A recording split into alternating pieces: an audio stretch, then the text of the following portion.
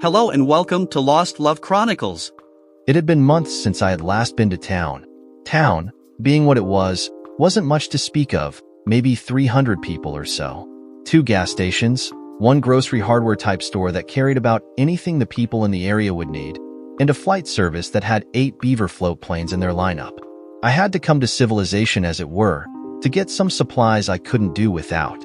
Winter was almost fully here, and the first snows up high on the mountains had reminded me of some particular needs I had for the next months. This morning, as I was tying up to the finger float on the dock, I'd taken a not-intended cold bath. Young Amber had come to grab my lines, helping me tie up. She is about 19, maybe 20, and quite a good-looking young lady. She always seemed to be on the dock when I came to town, and her mom was never too far away either. While I knew Amber was friendly, I also knew that there was no way in hell I'd touch her or do anything else. Not only was she younger than me by a bit too much in my opinion, but I was friends with her father and respected the whole family too much. I also knew that Amber had a sort of crush on me. It showed all over to anyone who'd watch her interact with me. Jacob and Emma, who owned the store, had mentioned it to me several times, as had her parents. I wasn't sure what they thought about it, and to be honest, I felt that Amber was just too young for me to ever think about dating. So anyway, as she bent over tying up the bow line, some idiot in a huge power cruiser came blasting into the dock area, running damn near full speed. As they came up to the next finger over, they leaned on the reverse and drove the large boat to a quick stop. I saw a blonde woman on the fly bridge driving the boat. She had a small group of people sitting around her as she stood behind the wheel. They were all laughing and talking to each other, mostly to the driver of the boat. Of course, all these actions took place in a few seconds, and the size of boat, coupled with the speed they came in at, created a massive wake wave that nearly capsized a few smaller boats. Amber had the misfortune to be bent over tying off the line, her back to the other boat, as the wave hit the finger float, causing her to go over tea kettle into the water. She came up farther out due to the way she fell in, and I could see she was having a difficult time catching her breath and staying on top of the water. Without even hesitating, I dove in after her. The shock of the cold nearly caused me to swallow in the sea water, but I had mentally prepared myself for it and was able to force my breathing to hold steady while I worked my way out to Amber. That water was cold now, let me tell you. As I reached Amber, I glanced up to see the blonde in the boat. She was laughing and pointing at us as a couple of large men in suits jumped onto the dock to tie up. Anger cannot describe my feelings at that moment. Grabbing Amber with my arm under both of hers and around her, I started to drag her back to the finger float. Another guy came running up and took her under her armpits and pulled her up onto the float. I managed to use the cleat on the dock and the line that Amber had nearly finished tying up to pull my very cold, nearly frozen body onto the finger beside her. It took all I had to pull myself up onto the finger float decking, as the cold water had sucked all the energy I had out of me. I could see Amber shivering, and that made me aware of the basics of surviving a dunking this time of year. You see, the water right now was around 38 degrees or possibly less. Once a human got fully in it, their body heat was sucked right out of them. In this water at this time of year, not being in a survival suit, a person could die of hypothermia in a matter of minutes, even if they got out of the water into the 40-degree air. I knew that we both had to get warm and fast. The cool air wasn't helping to warm us at all. The only, or actually the best way to achieve warmth at the moment was for us to hit the shower on my 42-foot Bayliner cabin cruiser. It was right there at hand, and I knew the water tank was topped off. Ben, go get Lacey. Tell her that Amber F fell into the water. She's at my boat, and we'll be in the shower trying to warm up. Let her know that Amber needs a change of clothes. You bet, JW. I watched as Ben ran down the floating dock. He was an older man, probably around 65, but right now he was moving like a 20-year-old. I was impressed. I rolled over and stood up, having a hard time stopping shivering. I bent over and picked Amber up where she was curled up in a fetal position, shaking hard. I only had a little time, and I'd be helpless to move her. I carried her onto my boat and turned on the generator as we passed through the cabin. Fortunately, it only took punching a button to start it up. Getting down the stairs into the lower berth, I started the shower running and then turned to stripping off Amber's wet clothes and shoved her into the shower, under the very warm water. As she stood leaning against the shower wall, I stripped down to my boxers and then joined her. I was rubbing her all over trying to get her blood circulating and kept her under the now hot water. At that moment, I was thanking the gods that I'd installed that on-demand water heater in the boat. It wasn't hot enough to burn, but it was damn hot. My rubbing Amber's body was causing my body to warm up slightly too, so I kept rubbing her back, arms, and legs briskly. It wasn't easy with two of us in the small shower stall on the boat, but I managed. I figured Amber had been in the water for a total of about 5 to 8 minutes while I got her out. I'd been in a very little bit less, and I knew that the water was colder than I'd thought. I was chilled to the bone still. After 10 minutes in the shower, Amber started coming around. I could feel the warmth of the water working on me too. I took a chance and stepped out of the shower to get some water heating up on the stove. We needed to drink something warm right now to help warm up our insides too. Dripping wet, in my boxers, I stood in front of the stove cussing because I couldn't get my fingers to stop shaking enough to light the damn thing up. Lacey came in behind me as I almost whined in frustration. "Whoa, JW, you're damn near naked. Where's Amber?" "Shower." "She's in the shower. Hot water running. Gotta get some water heated up for hot chocolate. You go get in the shower with her. I'll get the water heating. Tom will be here in a minute too." "How the hell did this happen?" "Never mind. Get in the shower. We'll talk later." I didn't even think about it.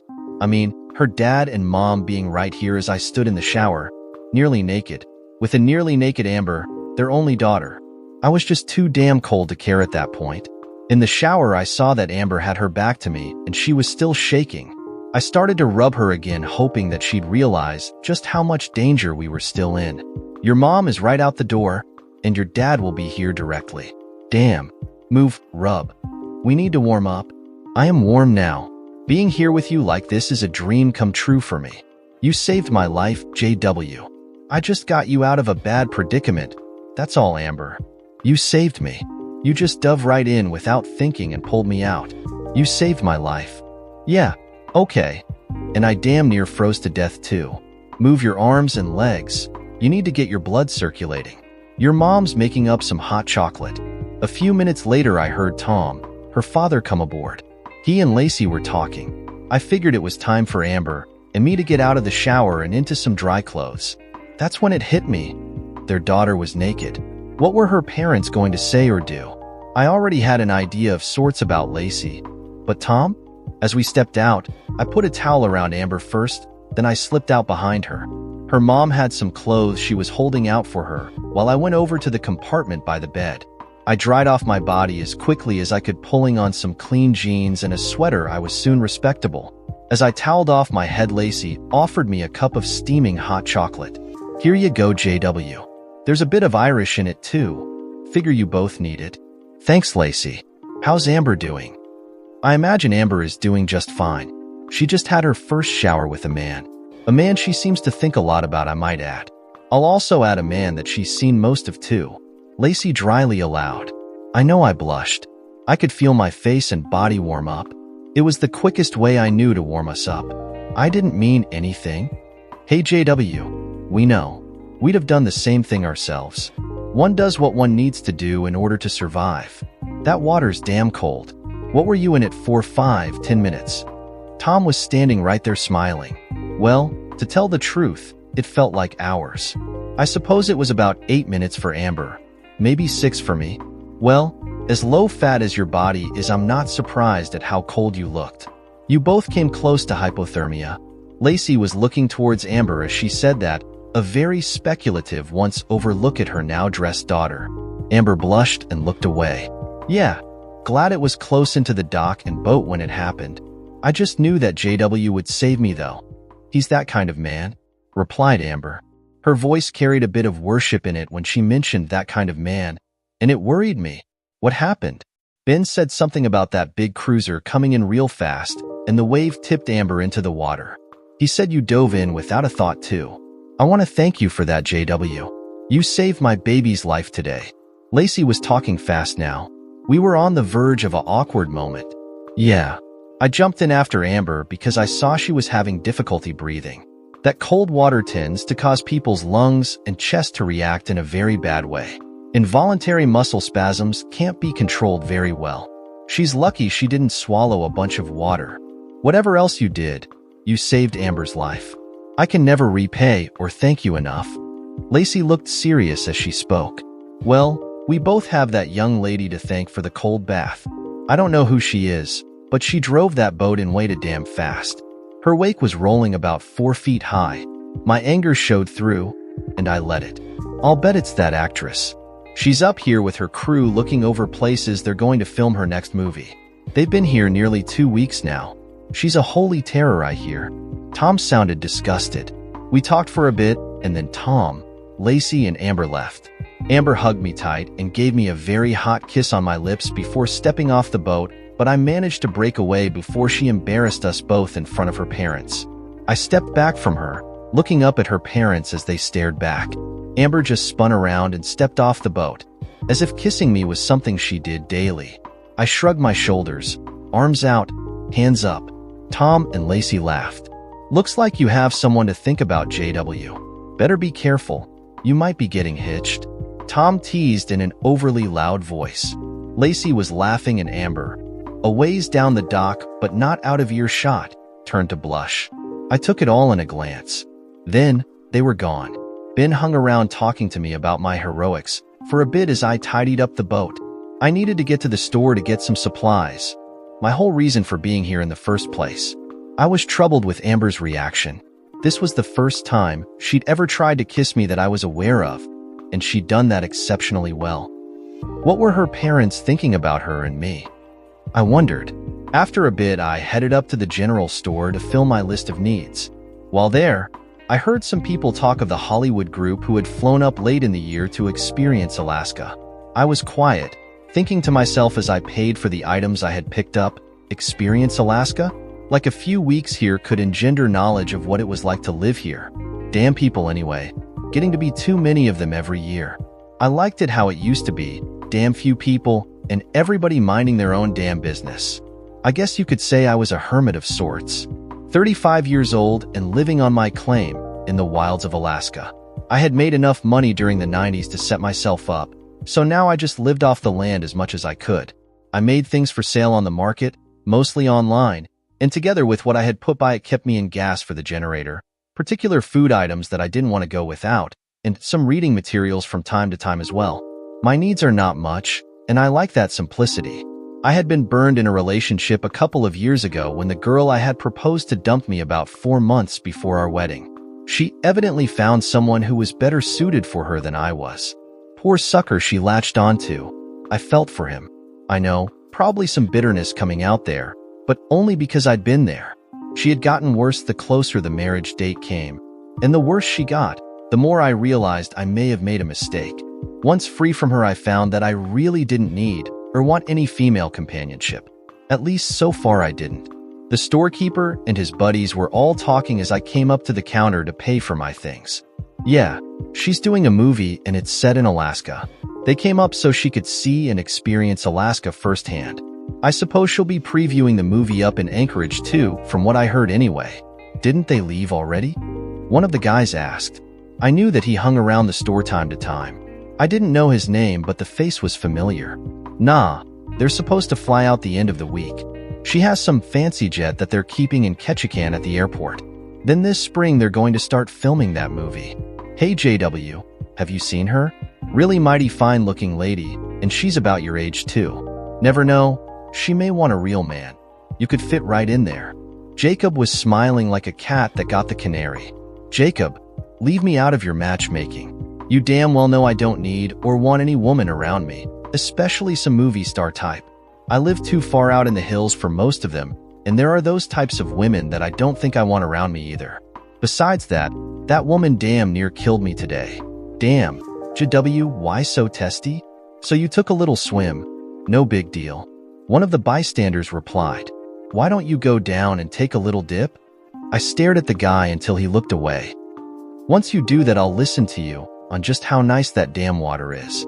I don't like you matchmaking for me, that's all. I am fine. Oh, and Jacob, tell Emma I don't need her worrying about me either. I know that's where it all comes from. Women are flighty creatures at best, and all one would do at my cabin is make me miserable anyway. Tell Emma what, JW? You can tell me to my face, young man. Besides, you do need a woman. Take it from someone who knows. Jacob's wife had walked into the store as we were talking. She was a large woman, all serious like most of the time, but her humor was very dry, to the point of dusty as a matter of fact. "I wish you all would quit trying to find some woman for me. I don't need one." Had one and she ran off with some young doctor type, and I realized afterward I was the lucky one by far. "So, you two keep your noses out of my business and we'll get along fine." I know I sounded quite angry and uptight. Fact is, we really do get along quite well, and I know that Emma and Jacob meant well too. They also knew that I'd get all flustered when there was matchmaking going on, and so they'd tease me just like this. You see, we all knew it was just teasing. At least, I hoped they were. "So JW, you got any more of those table sets ready to go?" Jacob changed the subject. Jacob was referring to the picnic tables I made out of red and yellow cedar. I had figured a way of making some pretty attractive ones, and then discovered a market for them. I was always behind in keeping up with the orders, and it was fast becoming a lucrative business for me too. "Yeah, I have 4 ready to go. I'll drop them off in a few weeks if I get a chance. Paul is supposed to be stopping by in his crabber coming in from the Gulf, so I'll have him drop them off earlier if that all happens." "Paul went across the Gulf for crab again this year?" Emma stated. I figured his wife would have put a stop to that by now. She almost lost him 2 years ago, and I know that she doesn't like him being out in that damn boat. Emma's concern showed in her voice. It's how he provides for her. She'd do well to remember that. I felt I needed to stick up for his decision to do what he loved to do, even though I tended to agree with Emma on this one. The waters in the Bering Sea are very treacherous. Women like to have their men alive and with them, not in some deep-sea grave somewhere, never coming home again. JW, you know that? Emma stated her point of view strongly. See? Women would have the whole world in a huge mess if all men were tied down to him. I replied light-heartedly. Damn, you're more exasperating every day, JW. Well, women taught me well, Emma. Don't you go blaming me or all women for your views on women. Blame that damn girl who ran out on you. She never was much account anyway.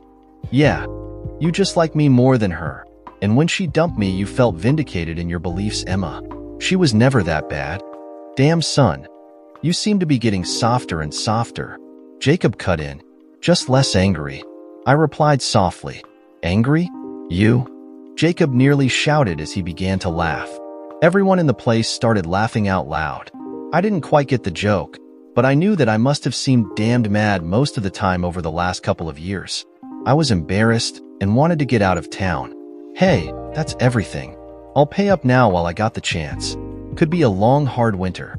Beaver have extra long coats this year, and the moose have been coming down early too. That's so? You always get the weather closest of anyone I know, so I'll make sure I stock up well now while I can. It totals up to $374.98 JW. Will that be cash or charge? I said I'd pay up. How much do I have charged, by the way? I don't think you have any. You paid it off in July when you brought in that last shipment of those tables. I handed Jacob the cash and spent the next half hour loading up my boat with my purchases. With what I had at home in this, I had enough to last the entire winter and then some. Hopefully I would be wrong about how hard it was going to be, but Jacob was right about one thing. I did have an uncanny accuracy on the weather over long term. Actually, the beaver, moose, and other wild creatures told me just by how they lived and what their furs looked like. I just interpreted what I was seeing and figured out the whys. It had been dead on accurate so far at any rate. I ran back up to the store to pick up my mail just before leaving on the boat. As I walked in, a crowd of people blocked the walkway just inside the door. It irritated me as I had to stop doing what I came for and wait for a hole to open up to allow me inside. I need some hand lotion. My skin is drying out and cracking. I know you won't have any good lotion, but I will take the best you do have. That should keep me until I can have something better flown into this backwoods hole. The almost whiny voice carried over the group. Yes, ma'am. We have that right over there. I'll get it for you. Excuse me. Jacob was about falling all over in order to get something off a shelf. I stood there and laughed. The young woman turned to look at me. Her eyes were very blue as they flashed their impatience. I was impressed with how beautiful she was, even if she was stupid while handling a boat. What do you find so funny? Him. I pointed at Jacob as I squeezed past her. It was an abrupt move on my part, one that could have been taken as very rude. One of her male companions stepped up as if to protect her, but she held up her hand, stopping him. Him? Why is that? That old fart hasn't moved that fast in years. I'm surprised he doesn't have a heart attack right now. I can't ever get him to get things for me like that. Usually he just points the stuff out and goes back to whatever he's doing. You must rate up there next to royalty to get him to fall all over himself like that. Especially since you sounded like a queen ordering her minions around too. Had anyone else around here said what you did, he'd have told them to go, well, to leave his store. You seem to find odd things amusing. I asked him to get these things for me, and he has been serving me well. Your manners, however. I interrupted her before she could tell me what she thought of me. Her eyes were on fire now, and I thought that her head had come up a bit more. Reminded me of my mother when she'd get real angry and call me by my given name. All three of them. What do my manners have to do with anything? Oh, never mind. You'd never understand anyway. You must be that actress that's up to Experience Alaska. Good luck with that. By the way, you really need to learn manners and how to properly operate a boat. You damn near killed a very nice young lady today. I noticed the guys in suits moving in closer. I guess they were her bodyguards or something. You boys just stand back. You get closer, you might get hurt. I knew what I could do with them, even if they didn't. They just stared at me, trying to intimidate, I'm sure. It didn't work. I'd been rounds with guys far bigger, meaner, and tougher than they ever thought of being. I'd managed to come out ahead with the others, so these guys didn't worry me at all. How rude, and if you're referring to the chick that took that swim, it was funny. Oh wait, you're the guy that jumped in after her, aren't you? Yeah, I jumped in after her. That water is death right now, lady. It's only about 40 degrees and a few minutes and it will kill. Hypothermia has a way of doing that, you know. Killing people. I think you're overreacting. You seem to be just fine. Oh yeah? Well, it took about 45 minutes to fix 8 minutes in that water. You damn near killed her and me. I angrily replied. You should take a dip in it yourself if you don't think it's a big deal. I'd bet you'd change your mind in a heartbeat once you were in completely. I grabbed my mail off the counter, brushing past her and her group. I would be the first to admit that I was rather abrupt in doing so. I just didn't care for those who thought a couple weeks visit gave them deep insight to my backyard. You are a rude and sensitive shit. Yeah. Have a nice day yourself, bye, ma'am.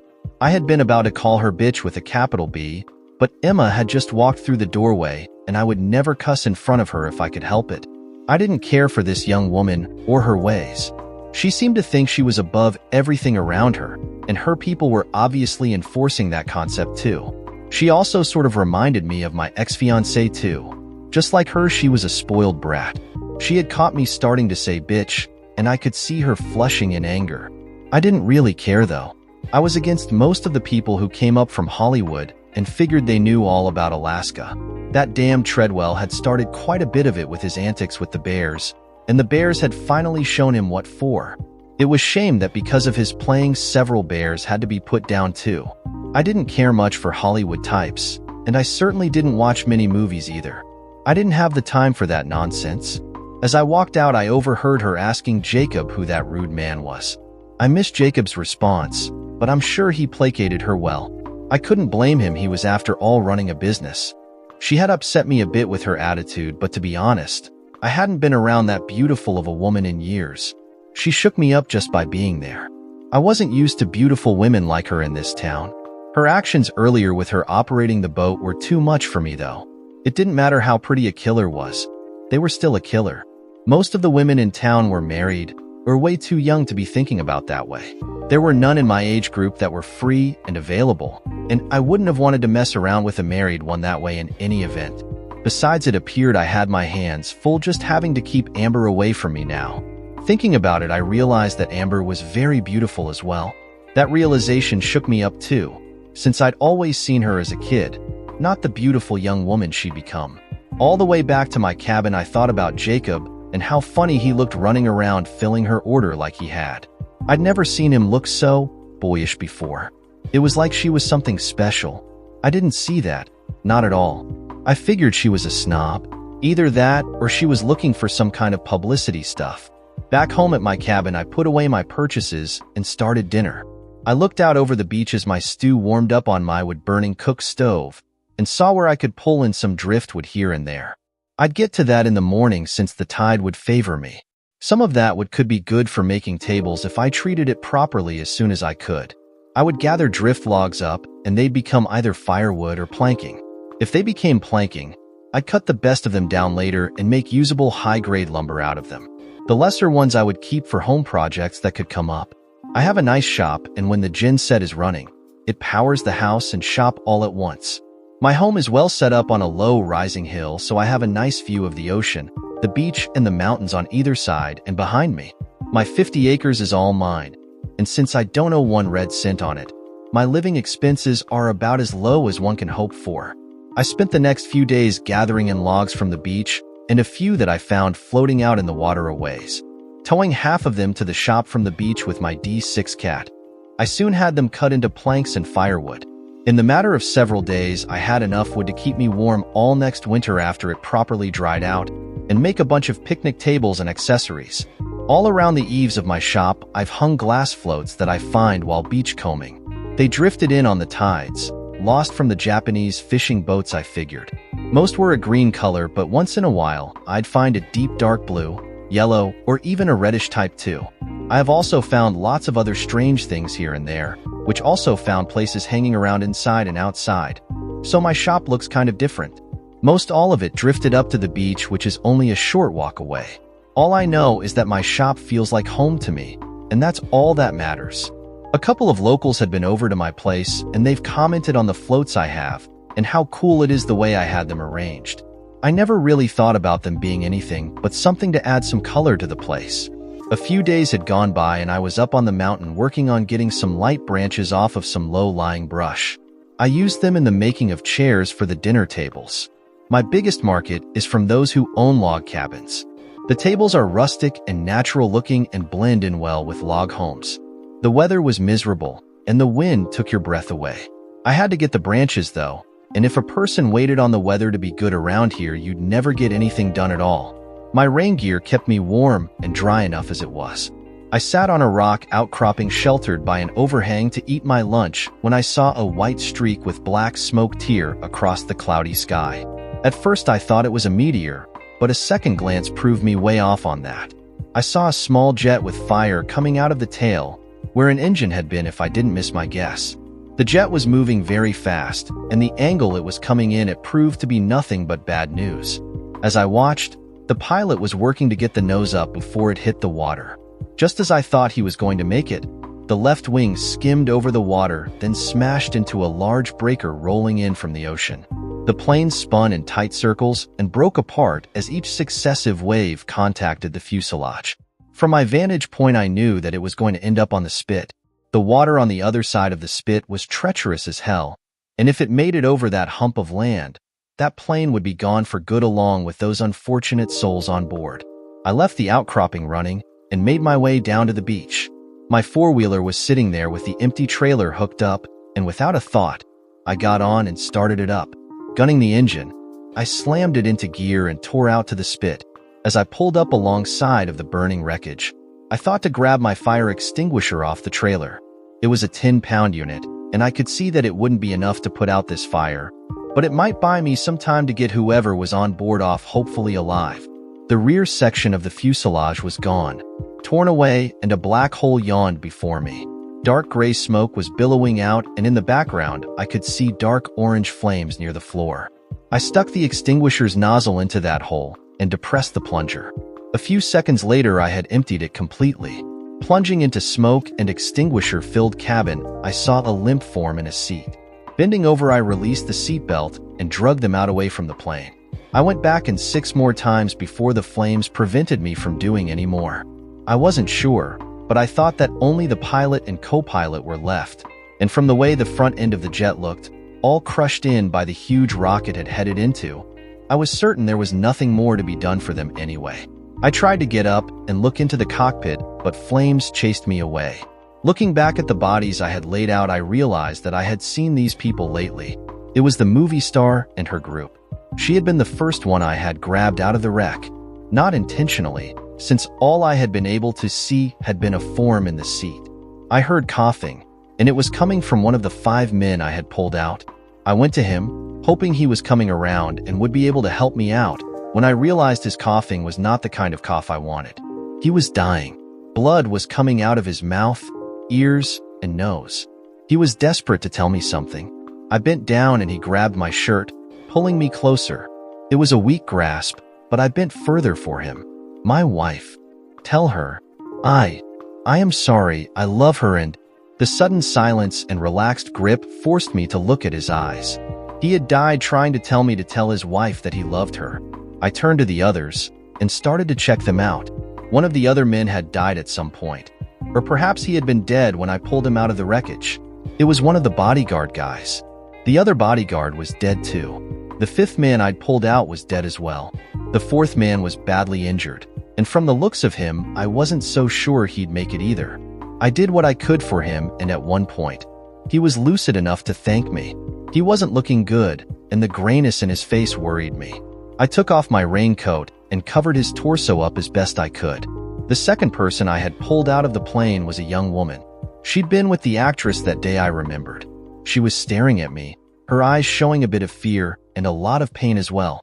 I saw that her arm was definitely broken, and I was pretty certain that the Coast Guard would have to work on her before they flew her to the hospital. I was hoping that the Coast Guard would be able to fly out too.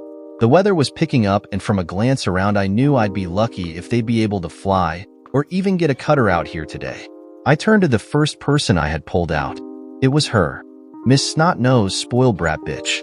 She was from all appearances unharmed. Shook up, and some small cuts and bruises on her face.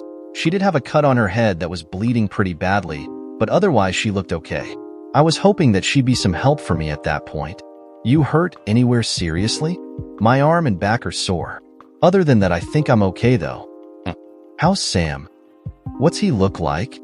He was wearing the chinos and flat top loafers. He had glasses too. Oh, he didn't make it, miss. He was hurt pretty badly. He did manage to tell me to tell his wife that he loved her though. Oh no.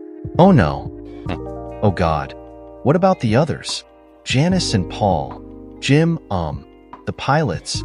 Don and Bill, my bodyguards. Miss, you need to lay back and rest. Janice has a broken arm. We may have to do something about that later. Not sure with the weather and all. Which one is Paul and which one is Jim? Paul. He's tall, blonde. Okay, he's hurt very badly. I don't know, but I don't want to get your hopes up. He may not make it unless we can get him to a doctor. Jim and the pilots and your bodyguards are gone. Oh God. No. You have to get help. Paul. He's my only lifeline. You've got to do something now. Now. Look, I can't move him. I'm afraid that we'd injure him more. If you feel well enough, go sit with him and talk to him. Janice too. I'll go make a few calls and then get some supplies and come right back. Should only take 15 minutes. Okay, do you understand me? She looked shell-shocked and I was worried she was going to pass out. She nodded her head and stood up slowly. I held onto her arm until she had her bearings. When she saw the bodies laying there on the ground, I thought she was going to faint, but she steeled herself and started to make her way over to Paul and Janice. None of them were dressed for the weather, probably figuring that they'd be in LA by lunchtime. I got on the four-wheeler and drove back to the cabin. I put in the radio call to the Coast Guard and got the bad news firsthand. We can't fly out until probably day after tomorrow. Hell, we may not even make it then. We've got 75 knot winds gusting to over 100 and zero visibility. The inside strait is running up 40-foot seas right now too, so the cutter is out as well. Even if we could get out through the strait, we'd never make it around Prince of Wales and the open ocean to your place. This here is the big 100-year storm, bud. Nobody is flying or boating in this. Weather Service is saying it could last a week or possibly more. You're going to have to make do, JW. I knew the chief, and if he was telling me they couldn't make it, the weather was rough. Real rough. I was desperate though. Totally out of my element, and I couldn't stand to watch someone die and not try something. Can you get someone dropped off here to help me? Anything at all? I don't think the one man will make it. He really needs medical help. What about the pilots and others on board? Pilots are dead, for other men are dead. One woman has a broken arm. The other just got cuts and bruises. The one man though, He has something really wrong internally. I can't help him. He's not quite lucid. Eyes are weird too. One pupil is larger than the other.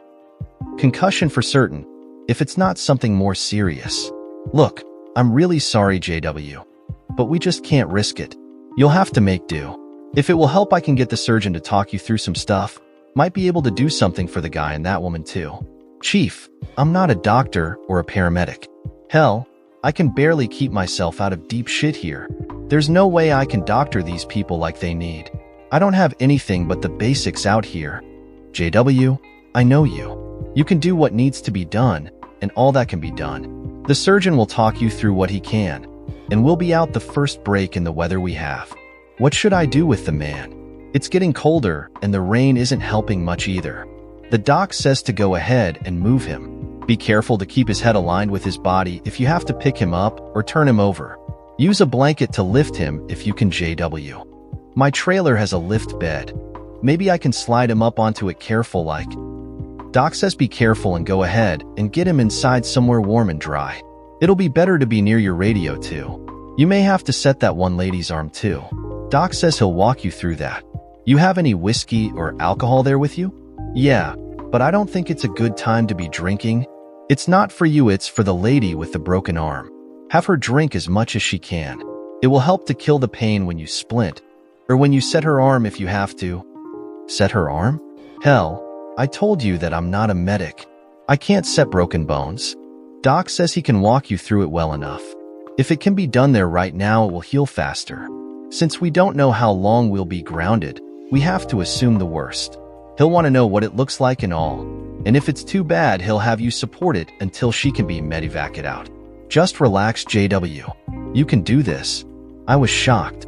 1 minute I'm enjoying my lunch, and a minute later I have dead and dying all around me. I have a guy on the other end of the Motorola telling me that I'm going to be doing doctor stuff like setting broken bones too. Out of the clear. Okay, maybe not the clear blue sky, but they did drop out of the sky. I drove back to the wreckage after having loaded up some blankets and pillows. I had a couple of jackets for the women too. I drove as fast as I dared in the conditions, knowing that time was working against me now. I pulled up close to where Paul was lying, hoping to get up near him so any movement of him would be limited. The women were by him, talking. I could see that both of them had been crying too. Thank God you're back. Did you call 911? Help is on the way, right? Her Highness was looking a bit unnerved. Lady, in this part of Alaska, 911 is you and me. I gruffly replied. The weather is too bad. Even the Coast Guard isn't coming out in it. We got upwards of 100-mile-an-hour gusts and 40-foot seas on the inside passage. Nothing goes in that. Nothing at all. This is a rare storm, but we do get them once in a long while. But what about Paul and Janice? They're hurt and need a doctor's attention. I know that. Look, I have a radio back at the cabin. I talked to the Coast Guard and they have a doctor that will help me, and you work on Paul and Janice. It's the best we can do. That's not good enough. She angrily began. You're not a doctor, nor have I had any training. You. Lady, we are it. Give me a hand. We need to get Paul up on the trailer. Keep his head aligned to his body while I slide him up. I was fed up and getting cold. I was sure they were too. She looked shocked. I'm sure my brusque attitude wasn't helping, but we needed to get Paul on the trailer and into my cabin soon. The weather was getting worse minute by minute. It would be dark soon too. The last thing I wanted to be doing after dark was wandering around outside in this storm, arguing with some Hollywood type about anything. We got Paul back to the cabin. Stripping his wet clothes off, I put him in my bed since it was the best choice at the time. I had one other bed, a king-sized one, that I had bought when I thought I was going to be married. Since that hadn't happened, I just left it where it was and lived out of the other bedroom. We had never broken it in, but the thought of what it had been intended for bothered me. Call me cheap, but I didn't want to part with it since it had cost quite a bit of money. I could never get what I paid for it, so I ended up keeping the damn thing. I figured the two women could sleep on that, and I'd take the couch in the living room. I got them all lined out and then called the chief on the radio. Hey chief, the doc handy at the moment? We got the injured man to my cabin and we need to talk. He's about out of it. His eyes are more even now though. Yeah, he's right here. Run down his vitals for him. You know, temperature, pulse, skin condition, cold and clammy, or hot and dry. Listen to his heart and describe that too while you're at it. Okay. It will be a bit though, hang on. Janice's voice was calm and professional. Tell the doctor his pulse is weak, thready. Mostly it's around 40. He's cold and clammy, probably a bit hypothermic. He has swelling on his right side just above his hip and a laceration on his head. Left frontal quadrant, above the ear. Not too deep, but it is a fairly good-sized lump, about the size of an egg. His breathing sounds interrupted on inhale, and it's weak as well. Janice sounded like a nurse describing a patient's vitals. I was stunned speechless at first. I hurried to explain things to the doctor. Things slowly settled down. Paul was in serious trouble, but we had nothing much we could do except watch and wait. It was going to be a long night. The doctor started explaining how I was going to set Janice's arm and splint it. Once he determined it was a simple fracture. I made him go over it 3 times before I finally felt good with it. And even then I was nowhere near comfortable with it. Hard to explain, but setting someone's broken bone sounded dangerous for me to be trying for the first time. With the one person that had the knowledge on the other end of a radio, I also knew that the weather could cause help to end up a week out, and her arm needed attention soon. The doctor was afraid of the bone, trying to knit while out of position, which would cause problems down the road for Janice. We had no choice. The problem was that they didn't know if they'd make it out in the following days, and her arm needed to splint it. The way the break was, it would have to be aligned back as close as possible first, which left me in an unheard of position, being a doctor. Janice, however, made it simple. She just swallowed down shots of the whiskey I had and then looked into my eyes. You have to do it. It hurts bad now, but once you get it set, the pain level will drop quite a bit. You can do this. I was a certified nurse's assistant for a while before I left to be a personal assistant. The doctor is right there on the other end of the radio. I'm here. All you have to do is set the bone and then splint it. It appears to be a straightforward, simple fracture. It will be okay. I've never done this before. I'm not a medic. I could mess things up here. You'll do fine. Trust me, you can do this. I don't know how I did it. To this day, I can't remember it all. But I managed to set her arm without killing her or making it worse, and the splinting went well too. Of course, Janice gave lots of good advice just before she passed out on me, so between us we got her fixed up. I know that in the civilized world we'd never attempt to set a broken bone, leaving it for the professionals, but then, where we were wasn't exactly modern suburbia either. Lucy, you'd better let JW look at your head. That's a pretty bad cut. Needs something on it. Janice had been back with us for about 10 minutes when she noticed Lucy bleeding from her head wound still. She had steadfastly refused my help. No, I am fine. I'll be okay. Lucy replied while giving me the evil eye. Look, my arm is broke, so I can't help you. I'm sorry about that, but you need that cut bandaged. It's still bleeding and hasn't quit. You're losing blood, and that's not a good thing. Quit pouting and let JW bandage your head. Janice snapped. I could see the alcohol had given her a bit of courage to be talking to her boss the way she was. Lucy looked at me with those big, deep blue eyes and something I just couldn't quite put my finger on, but it wasn't a look I was used to, that was for sure. I didn't really want to touch her at all since she seemed to be thinking that she was better than me at best, and more than a little afraid of me too. Besides, I had 2 other people, far more seriously hurt. Janice looked at me and started in. Look, JW, you have to do something for her. She's losing blood from that wound, and it hasn't slowed down. Even if you have to hold her down, get something on that cut and stop the bleeding. I'll try to help with what I can, but you have to do this too. Damn, she's going to scream bloody murder, and you know she hates me. She don't want me touching her, I can see that. Hey, where'd you learn my name? I never introduced myself. At the store, that guy and his wife told us about you. Trust me, she doesn't hate you. Matter of fact, I think it's just the opposite. She's just not saying it. Janice, I do not. He's a dirty bum. Lucy was angry that Janice was working on me to doctor her. She was holding one of my last good towels to her head, and I could see it was all bloody. Janice was right. Lucy needed that wound covered and the bleeding stopped. First of all, I'm not a bum. If you weren't such a stuck-up little bitch, sold on yourself to the point of ignoring real people, you'd have seen that. Secondly, you need that wound taken care of. Of course, we can just wait until you pass out. Do you want that? Do you want this dirty bum working on you while you're passed out? I might take advantage of you, that's what dirty bums do, you know. Stop it, you too. Lucy, get over here and lay down. JW, you get the first aid stuff and get right back here now. Janice, while hurting, still had an edge to her that I respected her for. She was in control, that was obvious. Lucy moved over to the couch and lay down. I got the first aid kit and went over by her. Janice sat on a chair near Lucy and waited. I touched Lucy's head. She shrank away from me. That frustrated me. How was I supposed to help her if she was so afraid of me? I hadn't done anything to her for her to be afraid of me. At least, I thought anyway. Look, hold still, lady. I won't hurt you. We need to clean your wound and cover it up. Just hold still. She still flinched as I began to work on her, and though it bothered me, I tried to not let it show. I was as gentle with her as I could be. Pretty soon I had her head cleaned up and bandaged. It wasn't a pretty job, but it was functional enough. When I finished, Lucy started to sit up, but Janice held her down by touching her shoulder. You stay lying down. JW will get you a blanket and pillow, and you can rest right there. I figured you two would sleep in the main bedroom on the king-sized bed, and that I'd sleep on the couch. I think Lucy can make it there all right, or I could carry her there.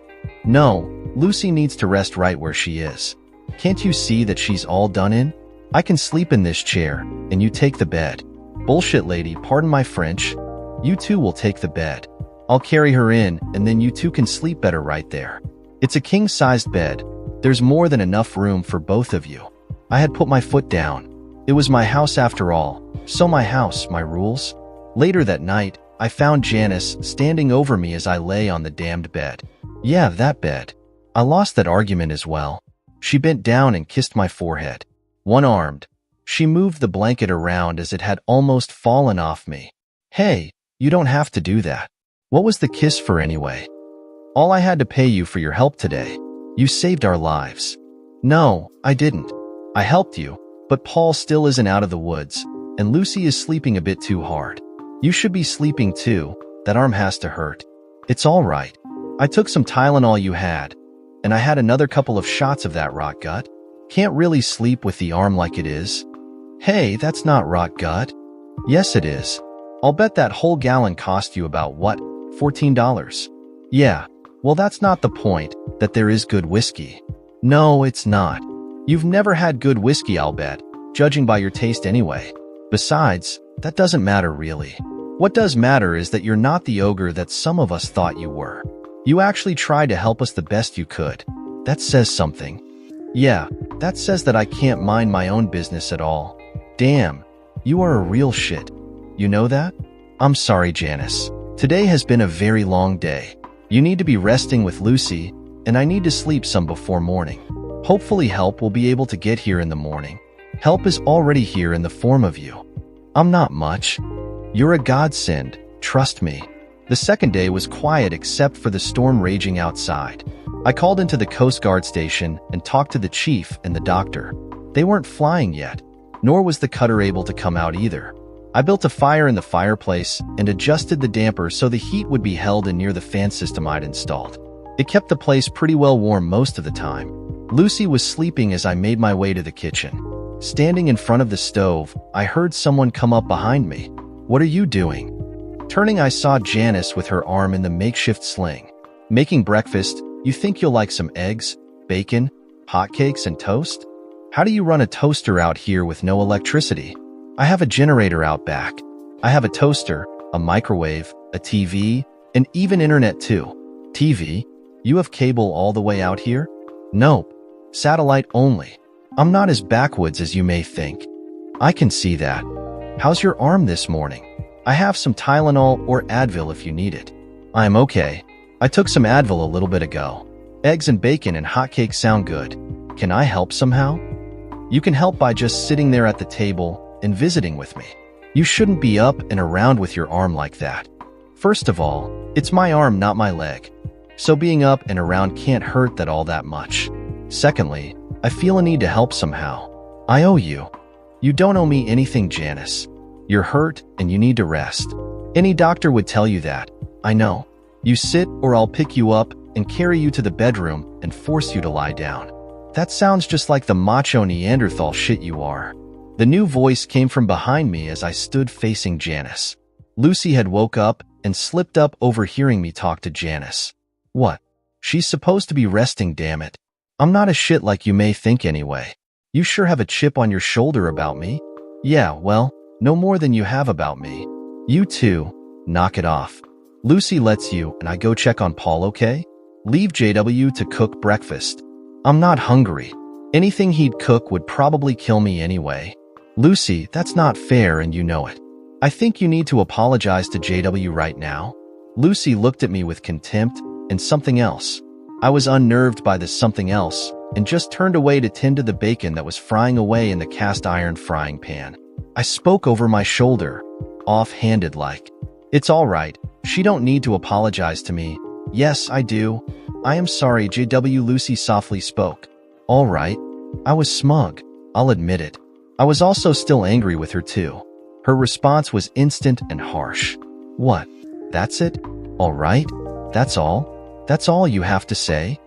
Her eyes were on fire, sparking and flaming as she let loose on me. Stunned, I stood there not sure of what to say. Janice stepped in, getting Lucy's attention. Lucy, stop. Let it go. He accepted your apology. Let it go. He accepted my apology, but what about the way he's been treating me? He's been impossible. Just impossible. She stamped her foot as if she were stamping me out of existence. I was suddenly taken with just how pretty she was when she was angry. Come talk to me, Lucy. Leave JW alone, okay? Okay, fine. Whatever. They left me alone then and checked on Paul. I'd worried about him all night long, and probably unbeknownst to them, I'd gotten up and checked on him several times through the night. He was holding his own, but I'd have felt lots better if the Coast Guard had been able to come get him. After breakfast, I took a walk outside to my shop. I wasn't aware of anyone following me until I heard the door open behind me. The wind nearly sucked the fire out of the wood stove when she opened the door. Wow, you have quite a place here. She was being nice for the first time. It unsettled me. It's where I earn my living. I replied. You make these? Her face showed that she was impressed, or maybe shocked. She was looking at my most recent dinner table. I'd just finished giving it its last coat of varnish a couple of days before. I had to admit it looked very good sitting there in the shop. I'd carved the tabletop edging and leg patterns with grape leaves and vines. There were two others covered in plastic right behind it that had similar carving too. Yeah, they're made from Sitka spruce, yellow and red cedar that I pick up from drift on the beach. Those big, ugly old logs become something this beautiful? Yeah, I guess so. I cut the logs down into planking, dry it out, and then I work the lumber down to the right size for the tables or whatever else I'm building. What else do you build? I've done cabinetry, bed frames, chairs, dinner and end tables, and the like. Mostly for people that have log homes.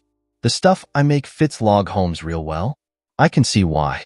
You're a craftsman, that's obvious. I was becoming more and more unsettled. She was being nice, almost too nice. I was blushing too. I wasn't used to praise like this. Lucy was scaring me in ways I couldn't explain. I've had practice, I suppose. I'd say, you do this all by hand? Yeah, for the most part. I do have a big bandsaw with a deck to saw logs out back that cuts the logs into plank, and then I have some power tools in here for working the wood farther down. But mostly I do it like someone in the 1800s would have done it.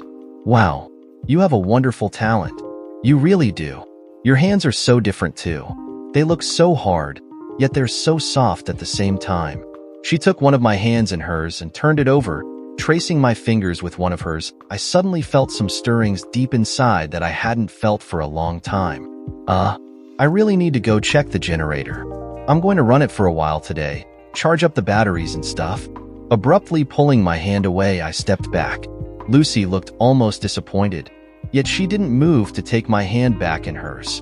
Stepping around her, I walked out and went to the generator shack. I was sweating and my heart was racing. She did things to me deep inside, and those things bothered me more than I liked. I had to regain control of my emotions before I did something stupid. Besides, I thought, why would she be interested in me? I have nothing like she was used to. Nothing. The rest of the day, I'd catch Lucy looking at me with a look that I just couldn't place. She would start conversations with me about things that made me uncomfortable. Unnerved, I'd go find something to do when I'd see her looking at me or talking to me that way. Janice seemed to find something amusing about it all, each time smiling and even laughing a few times at my discomfort. That night, I did put my foot down and force them to share the king-size bed. I changed the sheets especially for them, and then as they settled down for the night, I fixed up the couch. The morning of the third day broke with the storm still howling quite a bit. The wind was blowing as hard as the day before, and I could see the ocean waves breaking on the shore. Calling into the Coast Guard station brought bad news. They couldn't fly out and rescue Paul and the women yet. I wasn't relieved to hear that. I spent about 10 minutes with the doctor talking about my patients and him giving me some advice and things to watch out for. I was really wishing the whole time that they could just come get these folks off my hands.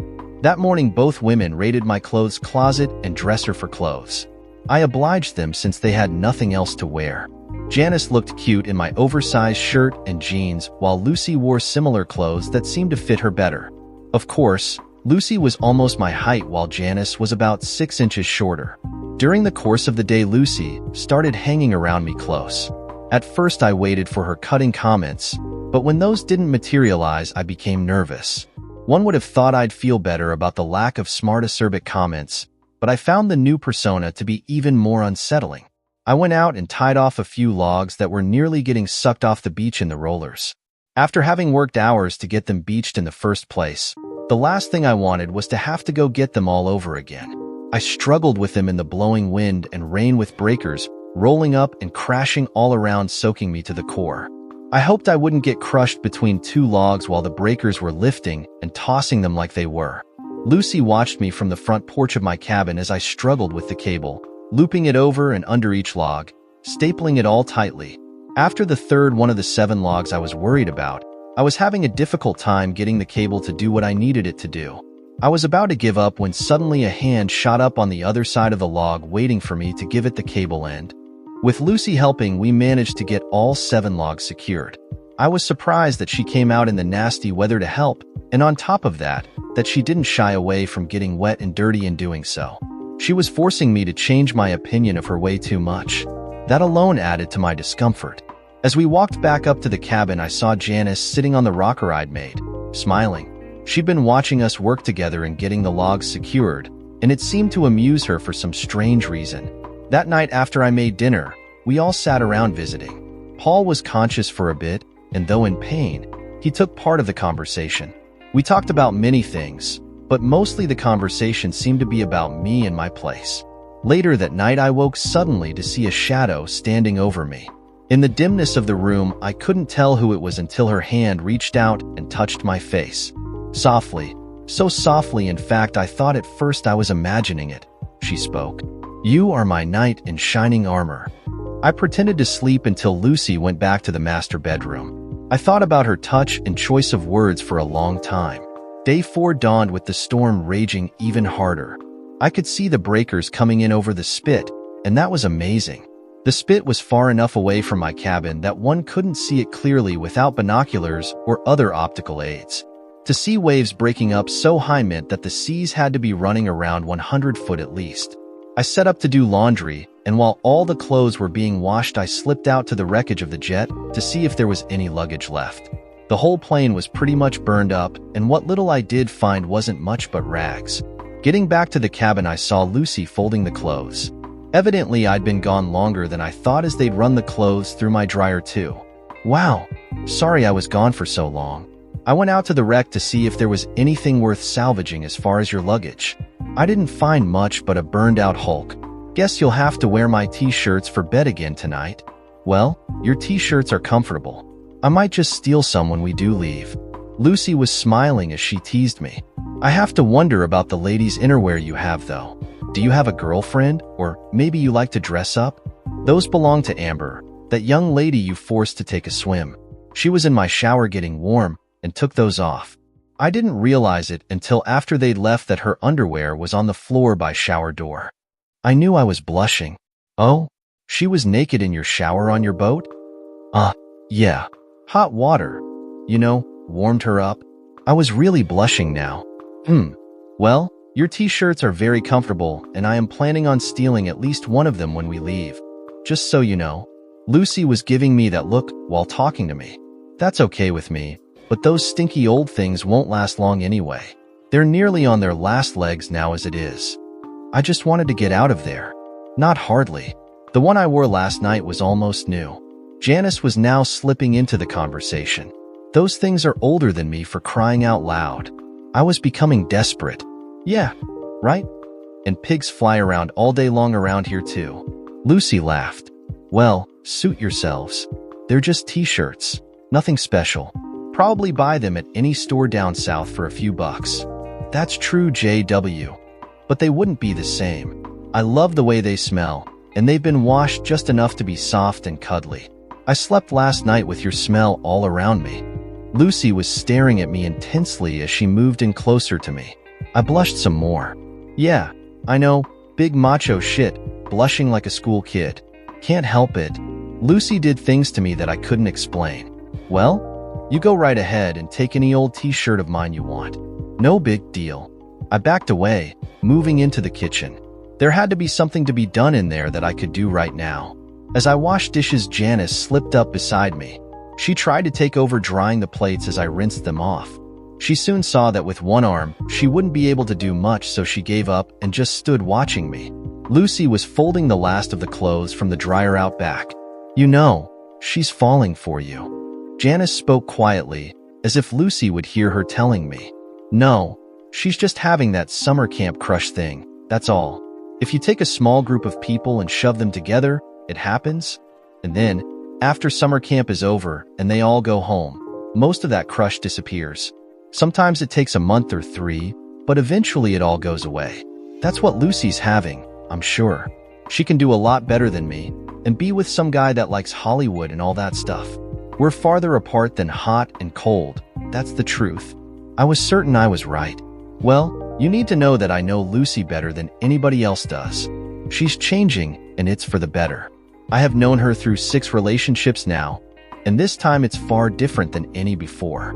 She's falling for you hard. JW, don't you hurt her. Me? Hurt her? Lady, you got me all wrong to begin with. We'll never see each other again once the Coast Guard gets out here and takes you all to safety. She'll think back about this little camping adventure with all that romantic crap until some other dude with a lot of money or flash shows up, and then she'll forget all about me. It is what it is. Don't read things into things that aren't there. JW, you're a smart and talented man, but you underestimate Lucy's feelings and you underestimate what she'd do for you. Mark my words, she won't be forgetting you ever. Matter of fact, I wouldn't be surprised if, well, never mind that for now. Just know that Lucy is or has fallen for you very hard. You make sure you treat her right. We haven't dated, kissed or petted, fondled or anything else lovers do, Janice. You're wrong. She's in summer camp mode, and that's all. Janice laughed out loud. Man, you are going to be so surprised. So is she too, I think. It will be interesting being around Lucy when she gets back to Hollywood. You mean goes back home? No, I mean Hollywood. I think she thinks of this cabin as home now. Janice, it's only been 4 days since the crash. There is no way in hell she's in love with me or falling in love with me. It's just summer camp, I'm telling you. That night as we ate dinner, I recalled that earlier conversation and realized that maybe my summer camp comparison wasn't quite right, but it was close enough for me. Lucy seemed to hang on every word I said. It was almost embarrassing. Fortunately, I had some recent experience with women who seemed to think they loved me or were in love with me. I could handle Amber, and I saw her a lot more than I'd ever see Lucy again, so I knew that I'd be able to handle Lucy too. Once again, late that night as I slept on the couch, I woke up to someone standing over me. Lucy's form shone in the faint light of the fireplace flame. I pretended to be sleeping soundly and waited. So softly I almost missed her speaking. I heard words that shook me to my core. I love you, JW. I really do. I don't know when or how, but I do know love when it hits me. You're my knight in shining armor. I felt her hand on my shoulder. Her lips brushed my cheek. It was hard for me to pretend to be sleeping. Long after she'd left to go back to bed, I could feel the heat on my cheek where her lips had touched my soul. What was I going to do? I argued with myself for hours afterward. While checking on Paul, it was all I could think about. I clung to my belief that Lucy was suffering from summer camp syndrome, and I finally fell asleep wondering, what if it isn't? The morning broke with the storm down to almost nothing. The sky was breaking up, with the sun making it down to earth more and more. We ate breakfast and I began to get my patient ready. I knew that the Coast Guard would be out shortly.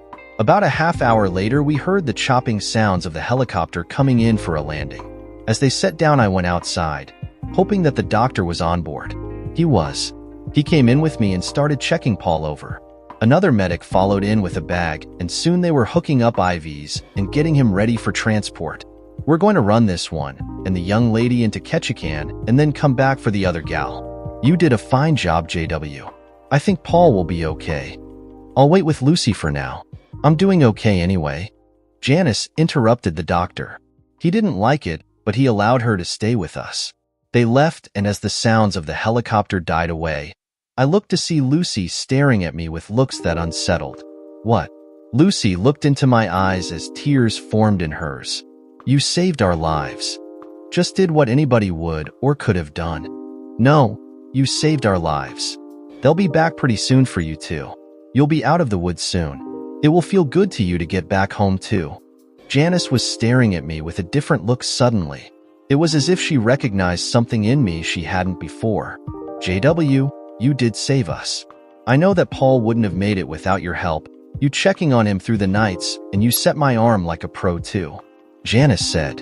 The doc was on the other end of the Motorola. Yeah, but you did the work. You saved him and me. Broken arm won't kill you usually. You know what I mean. Okay, fine. You're welcome. You're all welcome. You don't like praise much, do you, JW? Lucy cut in. Lucy had a look again. That look that had unnerved me before. It did double duty today. Just did what any person would have done in the same situation. No big heroic deal. Really? It is to us. Yeah, okay. I said, you're welcome too. She let it drop, but I could see something in her eyes that said otherwise. The Coast Guard came back a little bit later and picked up the women. I was relieved as they were both starting to make me very nervous the longer they were around me. As Lucy boarded the helicopter, she hugged me tight, giving me a kiss on my lips. I was shocked. What the hell? That's for helping us. You saved our lives. I wasn't as nice as I could have been either. You're always going to be my knight in shining armor. If you would, could you apologize to that young lady who took the swim too? I feel bad about that.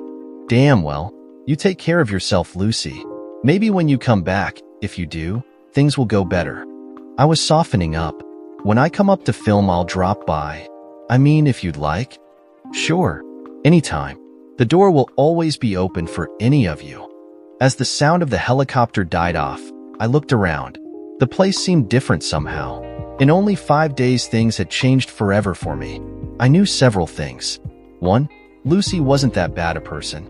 I had been wrong about her. 2. I could do some medical stuff that I never thought I'd be doing. 3.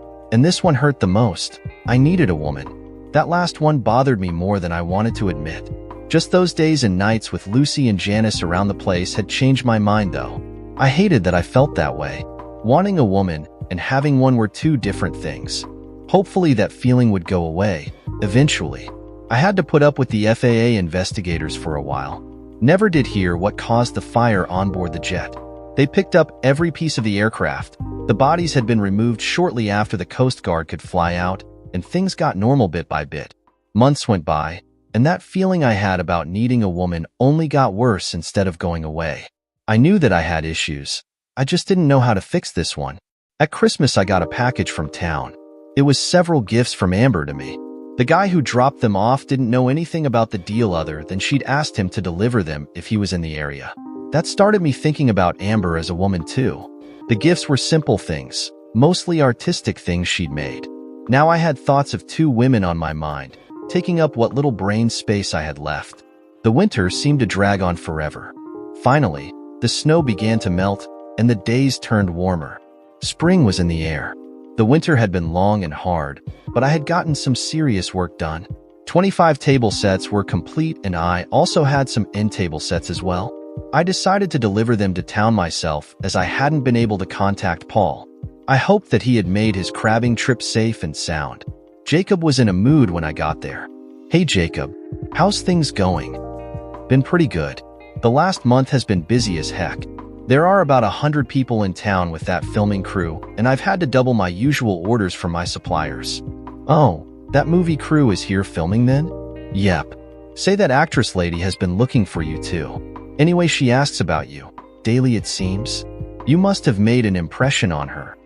"Nah, she just needed some help and I was in the right place at the right time." "Not how I hear it. Just what the hell have you heard then?" Emma walked in at that moment and Jacob suddenly got busy, too busy to answer me. Irritated, I pushed. "Jacob, what have you been hearing?" Nothing at all." "JW, has Jacob been filling you with his stories about the movie people?" "I'm not sure, Emma. He mentioned that he had heard something about that time last winter when I had the visitors and all, but he won't talk now." "Jacob, you know better than that. JW is local and a friend. I'll tell you, JW. That movie gal has been asking about you. She's interested. Real interested. She wants to talk to you. See you. Said something about paying you back for the care." "It was nothing. It was something to her, JW. Her and that assistant gal and that man too. He lived, you know. He's been asking about you too. Hell, they've all been pestering us about you.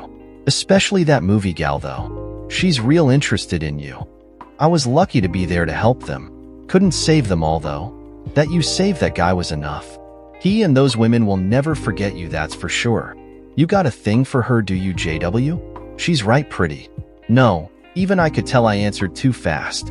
I felt like a schoolboy suddenly, all embarrassed about the girl, and someone ready to talk to me about it. I looked over some stuff on a table as if I was uninterested, but Emma saw right through that immediately. You do have a thing for her. Well, she's right pretty, that's for sure. She's also very, very interested in you too. That's a good sign." "Stop, Emma. Really, don't go there. JW, you need a woman." "No, no man needs a woman. They might want a woman, or do some things better with a woman around. But need? Priests or monks don't need women. I won't say anything about your particular choice on that statement, JW, but you are wrong. Very wrong. I'm doing all right without a woman and have been." "No, you haven't." Emma started to unload on me then. "You've been an angry young man with a chip on his shoulder ever since that young gal left you for that doctor. She was never a good woman for you anyway, and that doctor is probably wishing he'd never met her by now. You, however, are free from her and have a chance at picking a good woman. That actress is a good one to grab. I'll tell you that." "An actress? No way. She's human. She's beautiful. She's also rather well off. She has heart, which is more than I can say for you," she teased. "What? I thought you were my friend, Emma. You're not being a good friend at the moment." "Yes, I am. JW, you need someone, and this little gal from Hollywood may be the one for you. It's high time you moved on." "Yeah, right, like she'd be interested in me. I'm a damn hermit." I barely caught myself from saying what I was about to spit out. "I like my life just as it is." She dropped out of the sky in a burning jet, and I helped. That's all. She has no interest in me other than I helped her out when she had no choice, no other options.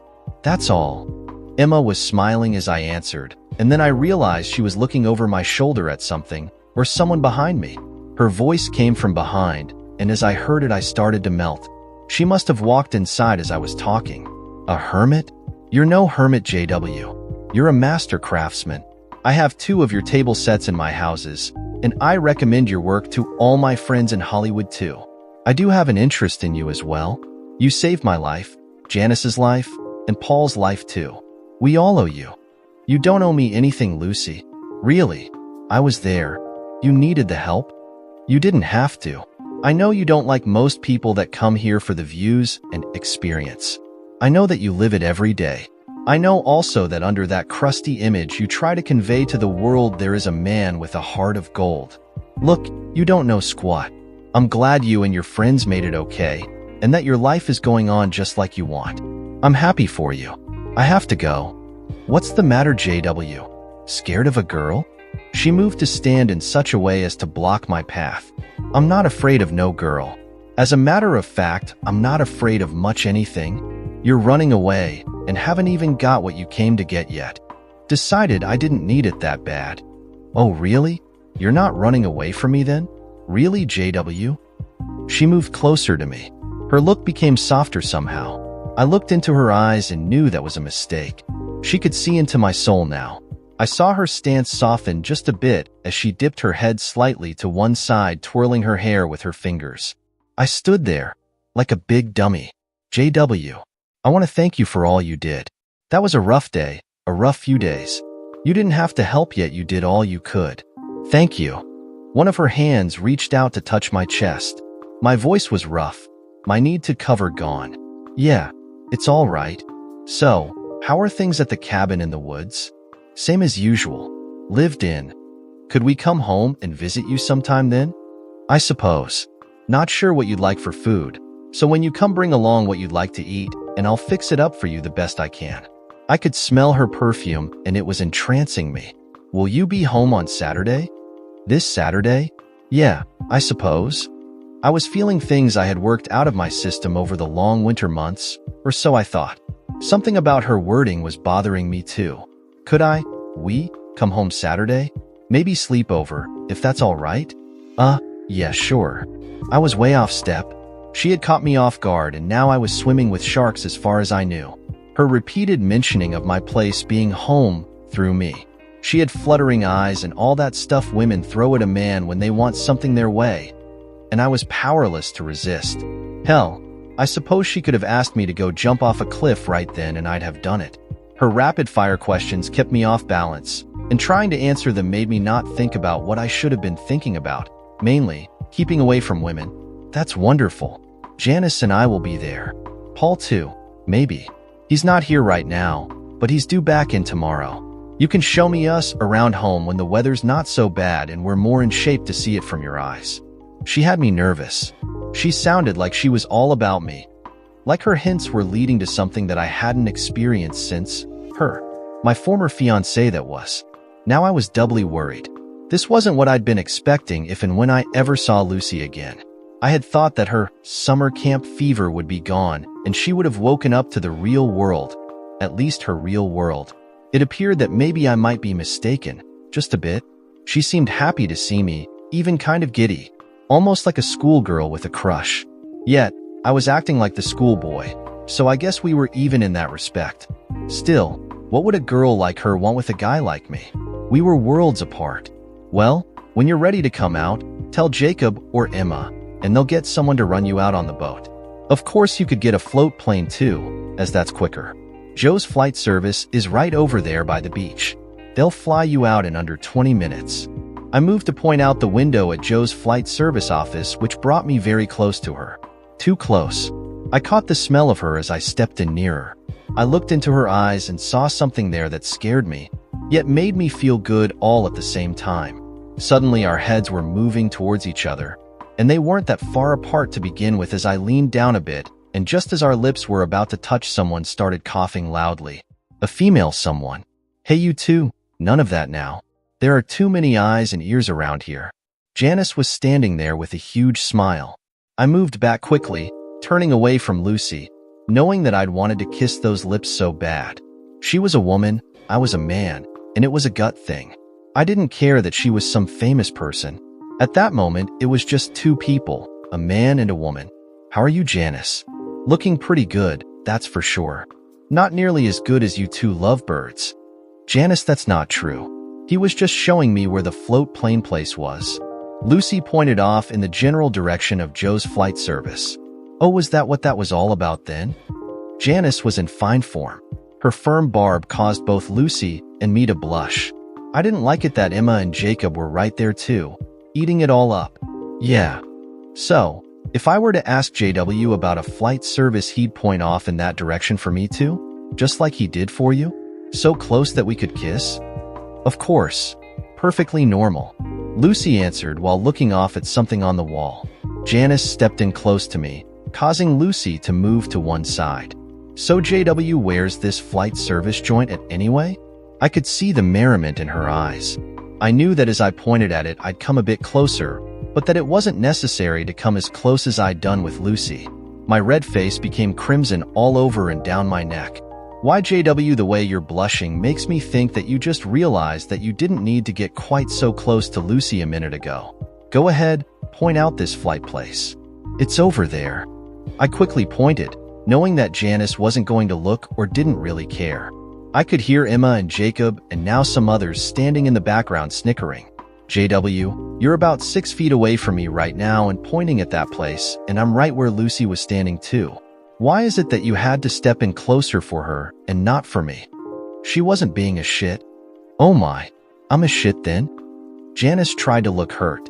Look, I get the message, okay? She finally let me off the hook. Don't get angry, JW. I was just teasing. Lucy had moved over beside me and hooked her arm in mine. I could smell her hair, and she smelled too good. Janice was smiling at us. Maybe we should just leave you two lovebirds alone for a bit. Get that mushy stuff out of the way. Janice had a glint in her eyes when she said, "Lovebirds. We're not lovebirds." My voice surprised me in how cold it sounded at that moment. I surely wasn't feeling that way inside. Lucy looked up at me and then moved away. Janice quit smiling and started to try to apologize. I am sorry, JW. Stop. Janice, all I was doing was pointing to the flight place, that's all. Oh, really? Yes, really. Then you weren't going to kiss Lucy then? No, I was just a bit close and your heads were moving together. I'd say there were only a few scant inches between them. Your lips were about to touch. Both of you know that too. Well, Janice, please. JW was just being nice and Lucy was trying to help me out. You two were at each other's throats the last time you were together, at first. Then when you came back to LA, Lucy, you pissed and moaned at everyone about life and things in general like never before. I also know that you were trying to find out things about this part of Alaska and in particular, JW too. Neither of you can say that you don't like each other a bit more than a little. Matter of fact, I'd say you two have the extreme hots for each other. Janice calmly explained. I moved back, and then trying to avoid any more confrontation, I started to walk out of the store. JW, stop right there. You, young man, need to turn around and explain yourself to the young lady. Emma put her foot down. Hard. Trapped. She was blocking my escape. I had no choice unless I was to shove her aside, and I could see that would be a hard task at that moment. I surrendered. Looking into Lucy's eyes, I saw fear, and something else there too. Hope, maybe? Lucy. I couldn't say it. I wanted to say something, but I wanted to say the right thing. I just didn't know the right thing to say in this situation. Lucy started to push things by stepping in close to me. Yes, JW? She actually batted her eyelashes. I was lost. I'd sure like it if you came out to the place this Saturday. I'll be glad to. I mean, Janice and Paul have been talking about your place ever since last fall. We've missed it. You were only there a few days, but you took care of me, us. You saved us. I was just in the right place and at the right time, that's all. And you helped. Yeah, I helped. And I owe you for that. No, you don't. She stepped closer. Our faces were so close that once again I could feel her warm breath on my cheeks, and I didn't want it to ever leave me. Thank you. Softly she said it. So softly I almost missed it. You're welcome. Her lips touched mine, and my arms naturally went around her body to hold her close to me. Suddenly she was kissing me with more passion, and her arms were tightly holding me to her too. Yet her lips parted and accepted the invader as if welcoming me. Suddenly I felt hot breath on my right cheek. Glancing over, I saw Janice with her face inches away. Hey, you too. My turn next. Blushing, Lucy and I pulled apart, though I could tell she didn't really want to. Neither did I, for that matter. Janice stepped into my arms and kissed me sweetly. She pulled back and smiled at us both. Well, I'm hurt. Nay, slain that you won't love me like you do the fair Lucy, she said theatrically. Janice. Lucy wasn't smiling now. I could see that she was getting a bit edgy with Janice's teasing. I tried to lighten things up a tad. It's all right. Janice is right. We shouldn't have kissed like that to begin with. After all, you don't really know me. Nor do I know you that well, Lucy. Oh, JW, you have a lot to learn about Miss Lucy, that's for sure. She's been digging and digging all winter. Yep. She's hired people to dig up information on you like you wouldn't believe. What? Janice, stop, please. Lucy was blushing and giving me a frightened look. Oh yeah. She's been trying to find out anything and everything she could about you, JW. I think it's because she's in love with you. Lucy had tears showing in her eyes. I felt bad for her. Janice was pushing hard, and I wasn't sure what was teasing and what wasn't. I had a hunch that Janice hadn't said anything that wasn't true. So, Lucy is entitled. I mean, she can find out whatever she wants about me. My life is pretty much an open book. I'm not hiding anything, that's for sure. Oh, how about your feelings for one particular lady then? Damn, Janice, you come on like a hurricane when you decide to, don't you? I said. Well, I happen to know that you're unprepared for just how much Lucy has focused on you. To be fair, I think you need the warning, just in case you really don't want some woman hanging around your place all the time. Janice! Lucy almost shouted. Lucy was about to cry. I felt for her. I was blushing at the realization that I was the point of interest in someone's life like this. Someone that I found myself wishing was more in my life. Someone that had made me forget all about that woman that had thrown me over for the doctor. Janice, enough. Look, I think I like Lucy a lot more than a little bit. I'd like to get to know you more, Lucy. I really would, but I'm just me. I'm not rich, famous, or a man about town. What you have seen and what you see is exactly what you get. Glancing around, I could see familiar faces taking this all in. Obviously, Emma and Jacob were beaming like lanterns over this too. I think Emma was happy that someone had finally broken through my defenses and made me want to be more than a hermit. This was all happening so fast. It was the wrong place, and as far as I was concerned, the wrong time to be talking this stuff. After all, we hardly knew each other at all. 5 days and some hours didn't make for enough time for what I was getting into. I moved back a bit and turned to leave. As I turned, I left the invitation open for them still.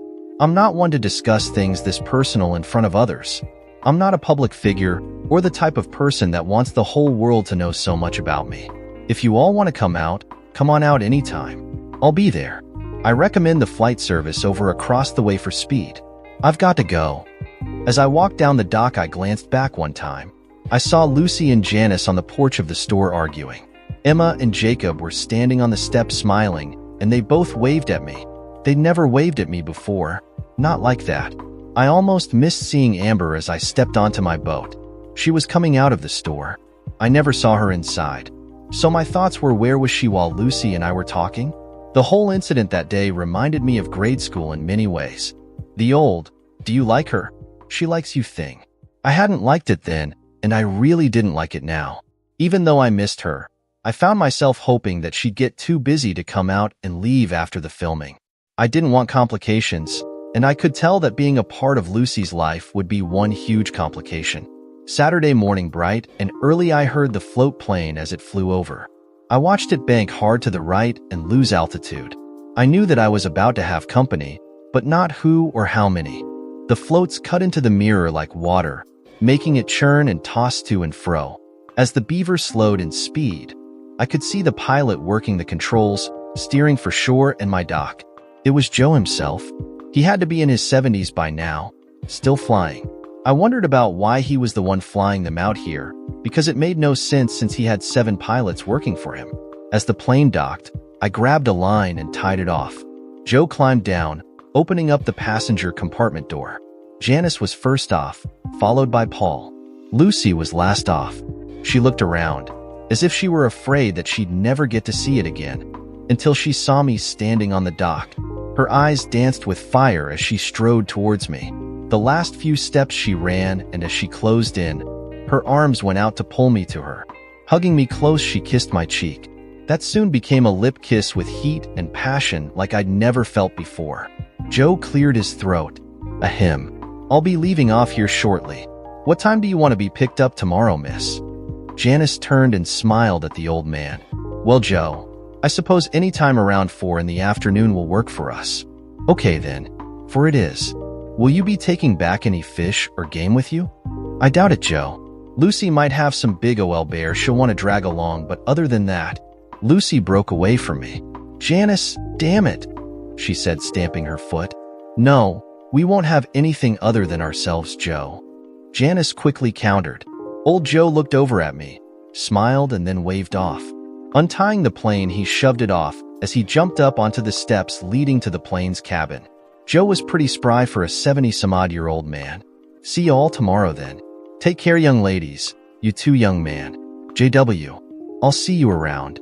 The beaver coughed to life, and he taxied out onto the water. I saw him smile and wave. The thunderous roar of the rotary engine drowned out any other sound for a moment until the plane went airborne. We all watched the sun reflecting off the wings as Joe banked the plane sharply and headed back towards home. Paul stepped up and shook my hand. I'm glad I'm finally able to meet you standing up. Thank you for saving my life last winter. You're welcome. Come on up. I'll take your suitcases, Lucy. I'll haul my own stuff. Thank you very much. Lucy insisted. Let him help you, Lucy. Really, I think you like to argue more than any woman I've ever known. Paul interjected. Paul had a look in his eyes that was teasing yet serious. Lucy looked at him, blushed, and then gave up the larger suitcase to me. Janice laughed out loud. You should have been up and around way back when, Paul. You could have gotten peace and quiet out of them much faster than I did. Janice slipped in. Lucy glared at Janice. Janice, don't make me forget that we've been friends longer than dirt. Oh, Lucy, you know I'm teasing. Lighten up. By the way, can I kiss your boyfriend too? I need to thank him like you just did. He's not my boyfriend. Lucy struggled to maintain her composure. I was just glad to see him, that's all. Good, then you won't mind if I do this then, will you? With that, Janice moved into me, hugging me tightly, and kissed me on lips. Janice kept the kiss up for a longer time than I was prepared for. I finally dropped the suitcase I was holding and hugged her back a little before trying to separate us. As we parted, I saw a look in Lucy's eyes that boded dark things. I wasn't sure, but it appeared to me that Lucy was jealous. Very much so, as a matter of fact. I briefly wondered why, but the moment passed and we headed up the path to my cabin. You girls can have the big bed. Paul, you can have the other bed in there. I'll sleep on the couch. I pointed out the bedrooms to each of them, knowing that Lucy and Janice already knew where they were. We don't want to put you out here, JW. Paul offered. I can sleep on the couch. No, take the bed, Paul. It's no big deal. Hell, I sleep on the couch more often than not lately anyway. I didn't see the look Lucy and Janice gave each other. I really wish I would have. I never knew how much I gave away with that little statement until later. Sometimes one says things that seem all innocent to them, but others can read volumes into. This was one of those times. We spent the morning talking to each other about each other, catching up on life since the big wreck. I noticed that Paul and Janice seemed to be close, very close. At times I was sure he was going to take her in her arms and kiss, but they kept apart. I also noticed that Lucy seemed oblivious to the tension between them. It made me wonder. After a homemade lunch of salmon salad sandwiches that I made, I gave them the nickel tour of my property. The last part that I allowed them to see was the point, as I called it. It was a flat, clear piece of ground at the highest point on my property. The view from there was magnificent and always took my breath away. It was about 300 feet directly above where I'd been eating my lunch that cold, wet, stormy day they dropped into my life. Why didn't you build your cabin up here? It's so beautiful and the view is magnificent. Paul expounded. A building up here would ruin everything about this place. It deserves to be kept as it is. I may one day put in a bench or something over there by that Sitka spruce, but there really shouldn't be anything else up here. I reverently replied. It's the best meditation place in Southeast, in my opinion. Meditation? You know about meditation, JW? Lucy looked shocked. Well, duh. I meditate often as I can. The weather can be a bit reluctant to give up at times, but everything about this spot calms me. I smiled as I answered her. I wanted to show her she hadn't offended me. I could see by the look on her face she never dreamed I'd do something like meditate. You continually surprise me, JW. Lucy replied. Oh look, I got bars on my cell phone. This must be a hot spot. Cool. I'll be able to come up here and call out or receive messages. That isn't an all-the-time thing, Lucy. It comes and goes. I doubt you'd be able to get out, let alone get messages in. Lucy seemed disappointed. I was too. I mean, This view was the best I had to offer, showing them my property, and all she was concerned about was cell phone reception. As we turned to head down to the cabin, I looked out over to the bay and noted a small skiff cutting in towards my dock. There was one lone person aboard it, and they seemed to be intent on the landing. It was rare that I'd have visitors, especially unannounced. I was curious as to who was coming to see me. Or were they here because of Lucy and company? I guessed I'd soon find out. Lucy took my arm as we started back down the trail. You know, we could put in a cell tower up here and get reception all the time, I'd bet. Lucy sounded a bit excited. Why in the hell would I want a cell phone tower on my property? It would mess up the views and bring a kind of technology that I don't want here. I was short with her, but the idea of a tower up there irritated me to no end. Lucy looked like a deer in the headlights, and it took until we were nearly at the cabin before I realized she'd said we could put in a cell phone tower. It caused me to begin thinking seriously about Lucy and me and any kind of relationship we'd have. I think she was planning on taking over my little place, and me too. The person on the skiff was walking up the trail to my cabin as we stepped up on the front porch. It was Amber, and she was carrying 2 large salmon. Hello, JW. I thought you'd like some fresh-caught salmon. Caught these about an hour ago. Oh, you have company. I am sorry. Amber, thank you. If you want, we could have a salmon bake this afternoon. Can you stay and share with us? I was curious. This was a first for Amber. She'd never shown up like this, alone, before. I was also certain she'd known I wasn't alone today, too. After all, she'd been in the store that day that Lucy and I met up again. That sounds good. I don't want to interfere, though. You won't be interfering. Amber, is it? I'm Lucy. This is Janice and Paul. We're just visiting here for a couple days. JW invited us out. Lucy broke into the conversation between Amber and me while taking my arm in hers. Amber was cool and collected, though I thought I saw a spark of something in her eyes as Lucy took my arm in hers. I began to rethink my invitation now. It was too late, and Amber was already walking up the stairs into my cabin. Lucy's grip on my arm had tightened as Amber strode past us. Janice was almost laughing while holding Paul's hand, and Paul had a smile on his face as he looked at me. I was going back in my thinking and wanting to be alone again. Life was getting complicated. I entered my cabin and Amber was over by my sink. Hey JW, do you have a fillet knife? I'll fillet these bad boys and get them ready for you to bake. She smiled at me as she flopped the salmon up on the countertop. I handed her the knife and stood back. Lucy, Janice, and Paul all stood around Amber as she started to fillet the salmon. I knew that Amber had worked at the canneries on the fish line during her high school summers. She was very quick, efficient, and deadly with that knife. She filleted both salmon in a matter of a couple of minutes. Literally, 1 minute per salmon. I was always amazed at her skill. She'd leave the guts and skin all in one connected piece, removing just the filleted meat. I noticed that Lucy had a yuck grimace on her face. As a matter of fact, so did Paul and Janice too. I was looking at Amber when I realized that everyone was now looking at me. There was a moment, I think it's called a pregnant pause, before I got the conversation going again. Amber worked at the canneries in high school. She's had a lot of practice filleting salmon. I was hoping the conversation would pick up now. Lucy was staring at Amber, then at me. A look on her face I couldn't quite make out.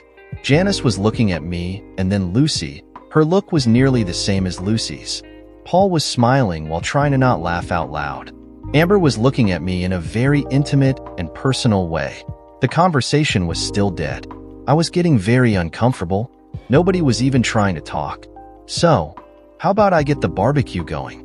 Paul, could you give me a hand, please? Paul turned to look at me before nodding his head affirmative. We walked out onto my back deck where the built-in barbecue was.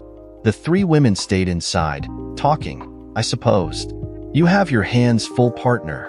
Paul was pointing out the obvious to me. Yeah, I'm not sure what I should do either. I replied. Well, seems to me you have 3 choices, JW. You can accept that Lucy is very interested in you and pursue her. You can accept that sweet young Amber is very interested in you too, and you could pursue her, though I think you've got her caught hook, line, and sinker already. Or what smart guy? Well, you could run and jump on your boat and get the hell out of Dodge, so to speak. He nailed it in 3. All three possibilities had crossed my mind in the past few minutes. What would you do? I was curious. Well, if I weren't already hooked on Janice, I'd probably be going after Lucy. Only because I know her and what her life is in LA, and we know the same groups of people. Were I you with your background, I'd probably jump for Amber. She's level-headed, at least from what I've seen of her, and she's used to living like you do. You know, wouldn't change you too much maybe. Sometimes one needs to stay with the normal for them, I suppose. Of course, you'd probably do well with Lucy too. She's changed since last summer, a lot. You are a large part of the change in her too. She's been acting far differently than ever before. That alone means quite a bit.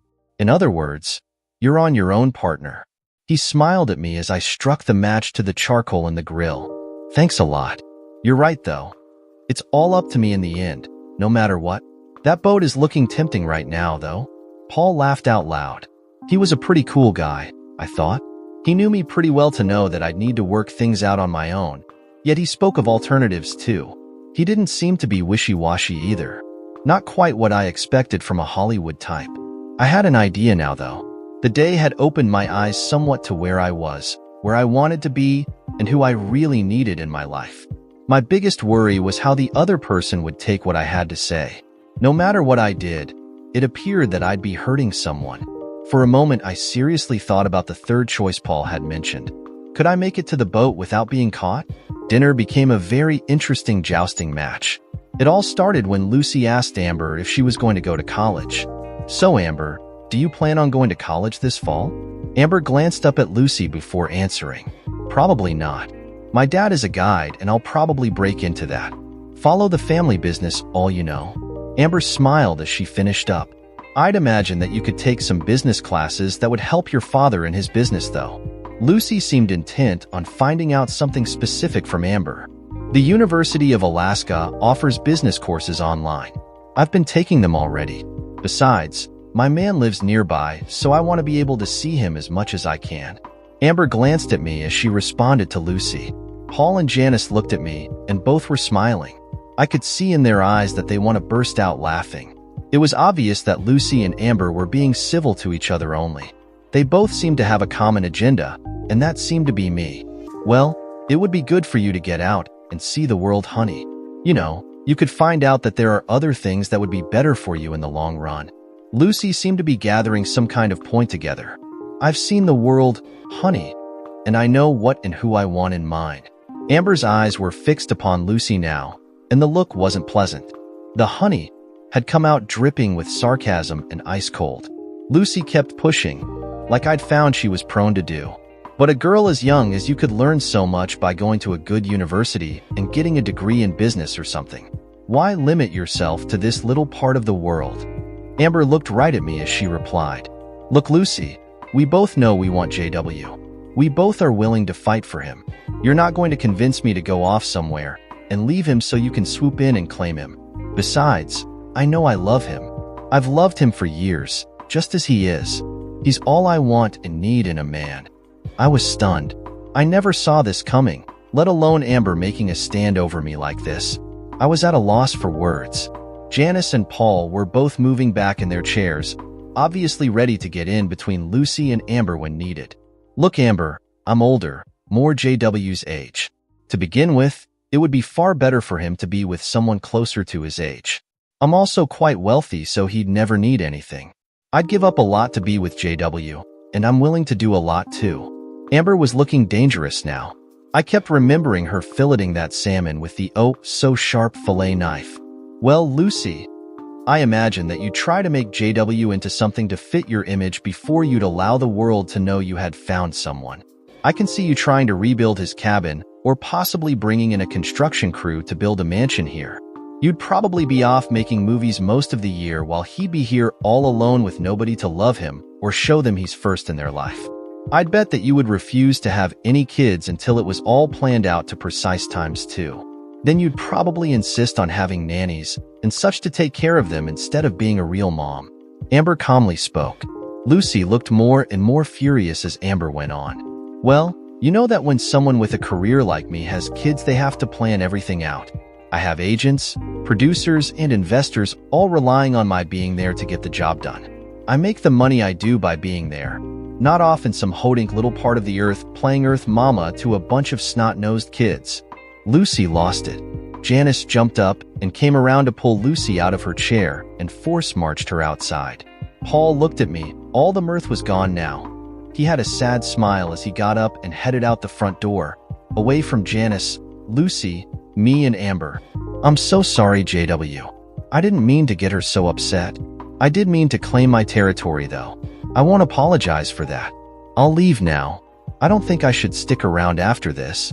Amber looked as if she were about to cry. It hit me right then.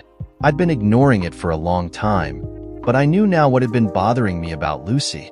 She thought she loved me, and maybe she did in her way, but the real truth was that her career would always come first and foremost. I'd always be second run for her. Amber, on the other hand, was putting me first in her life. She was going to avoid leaving the area so that she could continue to try to get me to fall in love with her.